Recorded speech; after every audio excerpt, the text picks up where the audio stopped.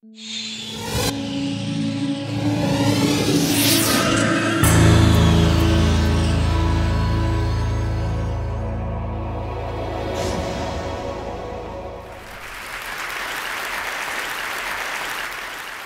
strange-looking plant is called the ureta.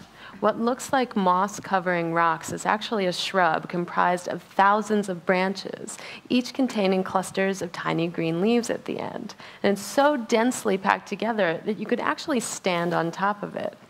This individual lives in the Atacama Desert in Chile, and it happens to be 3,000 years old. It also happens to be a relative of parsley. For the past 5 years, I've been researching, working with biologists, and traveling all over the world to find continuously living organisms that are 2,000 years old and older. The project is part art and part science. There's an environmental component. And I'm also trying to create a means in which to step outside of our quotidian experience of time and to start to consider a deeper time scale. I selected 2,000 years as my minimum age because I wanted to start at what we consider to be year zero and work backward from there.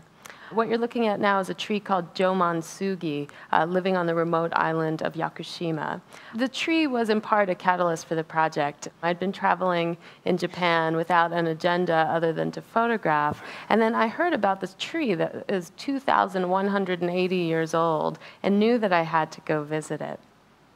It wasn't until later when I was actually back home in New York that I got the idea for the project. So it was the slow churn, if you will. I think it was my longstanding desire to bring together my interest in art, science, and philosophy that allowed me to be ready when the proverbial light bulb went on. So I started researching, and to my surprise, this project had never been done before in the arts or the sciences. And perhaps naively, I was surprised to find that there isn't even an area in the sciences that deals with this idea of global species longevity. So what you're looking at here is the Rhizocarpum geographicum, or map lichen, and this is around 3,000 years old and lives in Greenland, which is a long way to go for some lichens. Visiting Greenland was more like traveling back in time than just traveling very far north. It was more primal and more remote than anything I'd ever experienced before.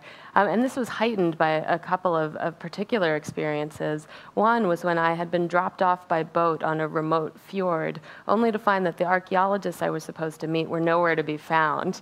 And it's not like you could send them a text or shoot them an email, so I was literally left to my own devices. But luckily it worked out, obviously. But it was a humbling experience to feel so disconnected. And then a few days later, we had the opportunity to go fishing in a glacial stream near our campsite, where the fish were so abundant that you could literally reach into the stream and grab out a foot-long trout with your bare hands. It was like visiting a more innocent time in the planet. And then, of course, there's the lichens. These lichens grow only 1 centimeter every 100 years. I think that really puts human lifespans into a different perspective. And what you're looking at here is an aerial photo taken over eastern Oregon. And if the title, Searching for Armillaria Death Rings, sounds ominous, it is. The armillaria is actually a predatory fungus, killing certain species of trees in the forest. It's also more benignly known as the honey mushroom or the humongous fungus, because it happens to be one of the world's largest organisms as well. So with the help of some biologists studying the fungus, I got some maps and some GPS coordinates and chartered a plane. And I started looking for the death rings, the circular patterns in which the fungus kills the trees. So I'm not sure if there are any in this photo, but I do know that the fungus is down there. And then this back down on the ground, and you can see that the fungus is actually invading this tree. So that white material that you see in between the bark and the wood is the mycelial felts of the fungus.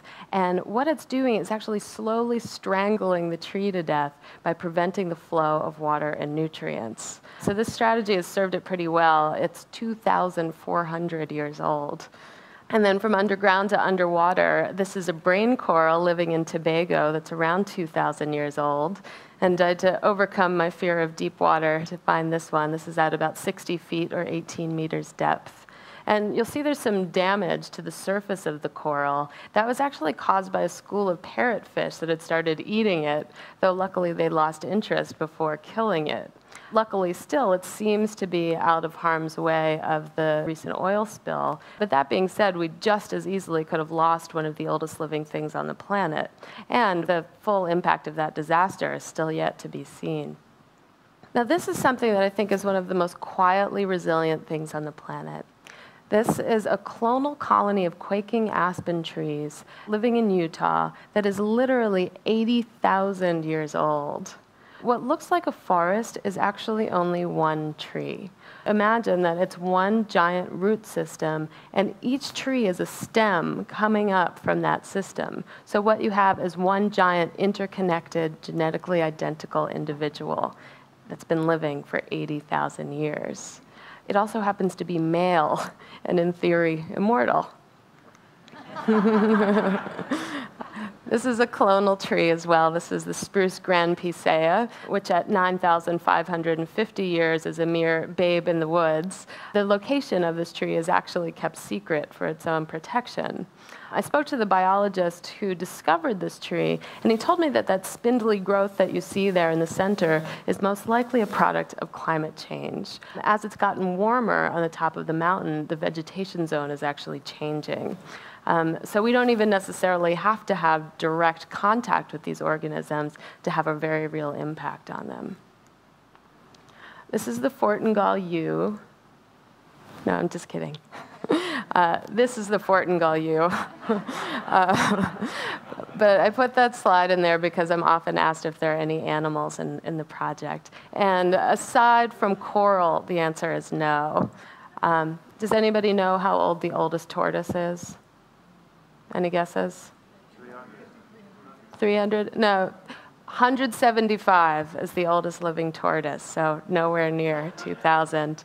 And then you might have heard of this giant clam that was discovered off the coast of northern Iceland that reached 405 years old. However, it died in the lab as they were determining its age.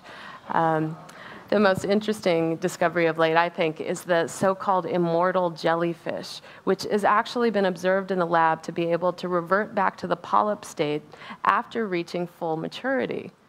So that being said, it's highly unlikely that any jellyfish would survive that long in the wild.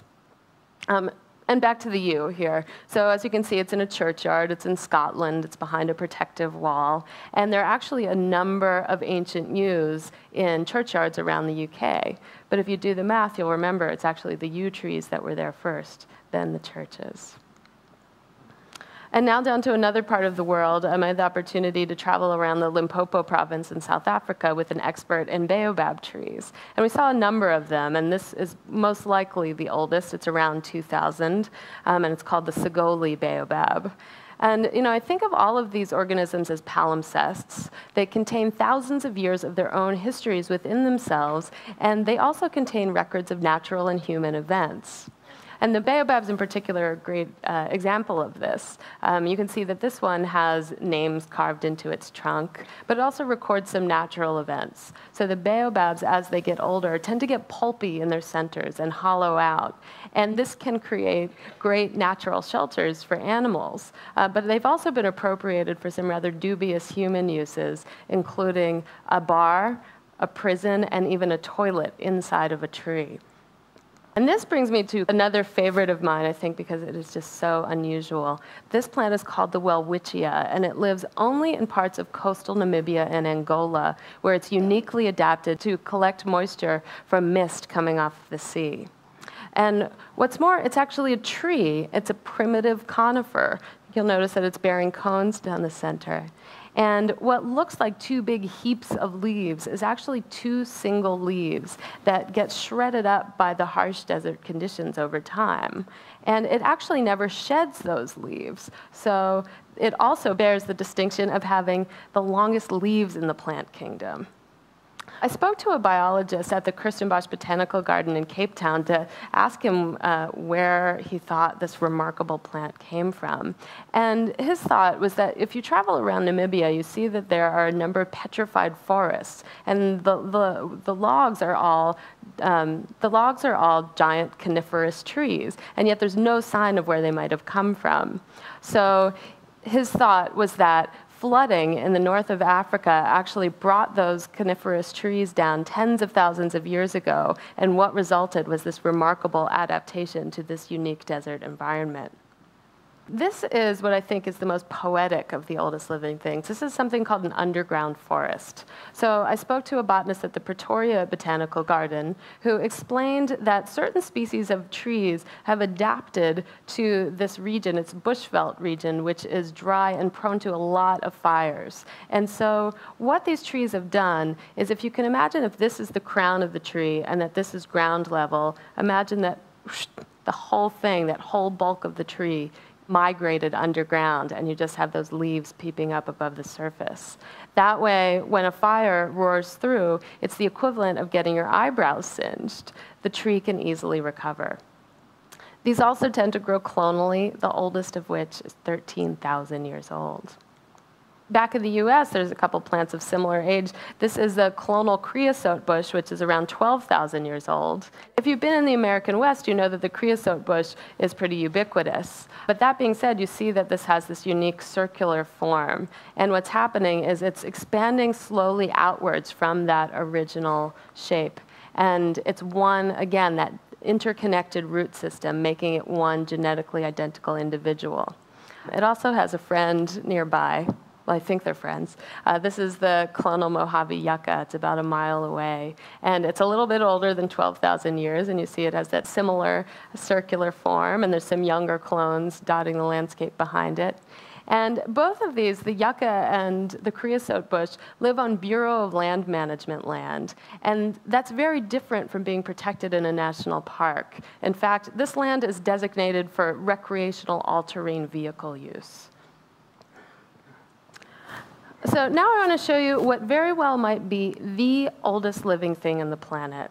This is Siberian actinobacteria, which is between 400,000 and 600,000 years old. This bacteria was discovered several years ago by a team of planetary biologists hoping to find clues to life on other planets by looking at one of the harshest conditions on ours.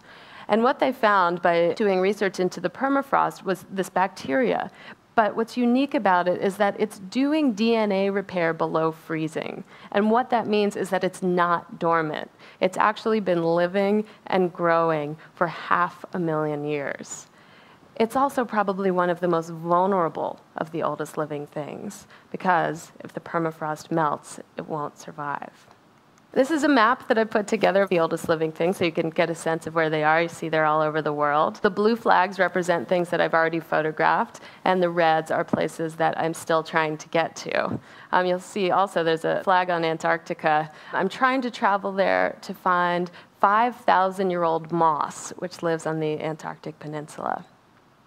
So I probably have about 2 more years left on this project, or on this phase of the project. But after 5 years, I really feel like I know what's at the heart of this work.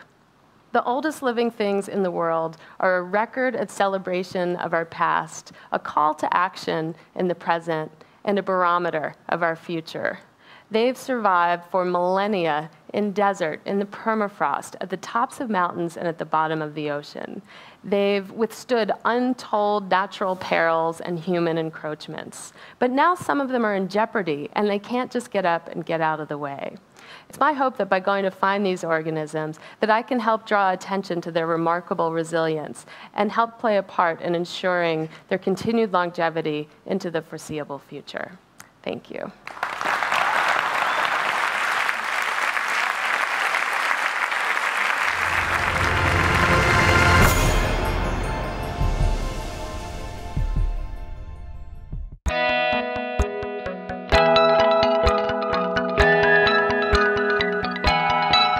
We are Intel,